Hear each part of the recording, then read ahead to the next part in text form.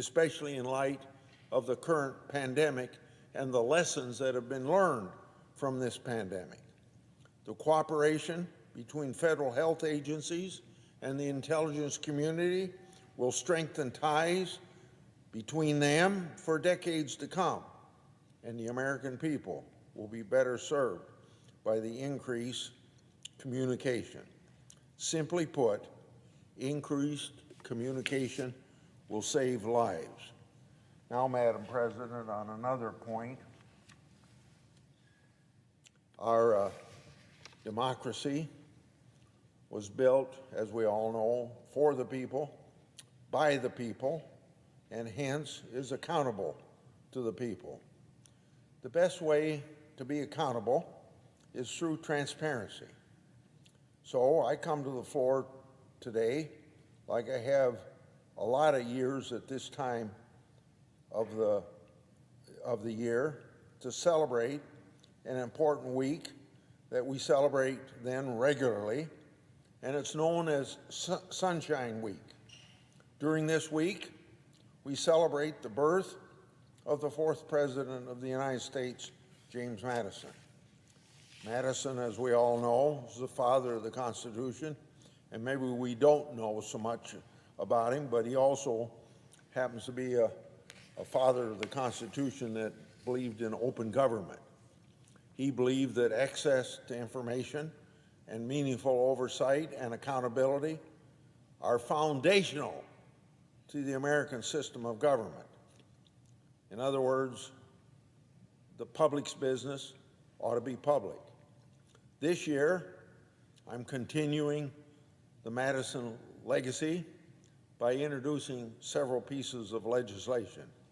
I'm also asking the Government Accountability Office to look into how the Freedom of Information Act, or FOIA as we call it, has been impacted by the pandemic. First, on the judicial side of things, I'm again advocating for cameras in the courts. In the last year, nearly every major institution from schools to Congress have adapted to the pandemic by being virtual.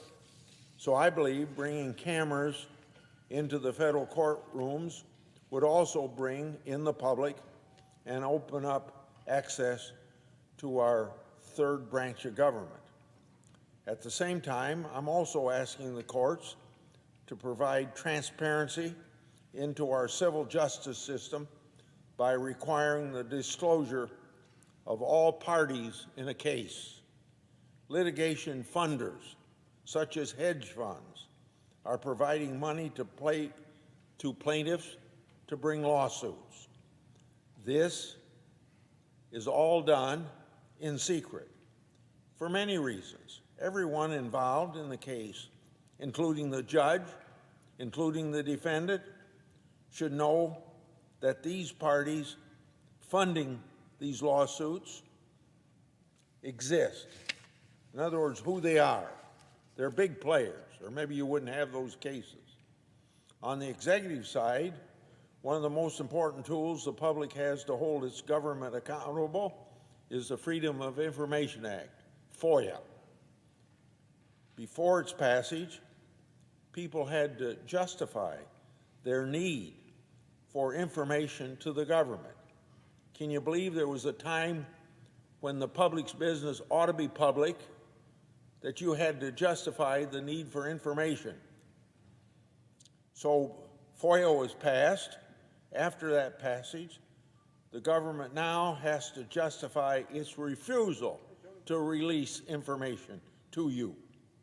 In 2016, we took FOIA one step further by requiring the government to proactively disclose information. These obligations are mandatory, even during unforeseen circumstances.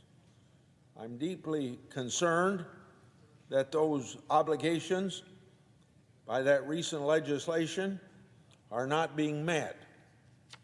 Even before the pandemic, the Government Accountability Office reported a significant increase in the number of FOIA requests and a big backlog in addressing those requests.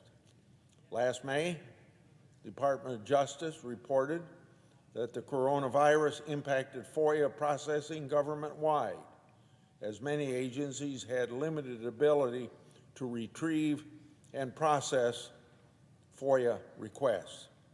That is why I'm joining Senators Durbin, Leahy, Cornyn in asking the GAO to examine FOIA processes and procedures in light of the coronavirus pandemic. Our hope is to continue refining FOIA to make government information accessible in good times and in bad. The public's business should be public. Maybe I should say except for national security reasons or privacy reasons. Many of you know I'm an Iowa farmer. I know that without sunshine, there cannot be growth. And both corn and democracy thrive in the light. Remember, once again, this is Sunshine Week. Transparency brings accountability. I yield the floor and suggest the absence of a quorum. Clerk will call the roll. Ms. Baldwin.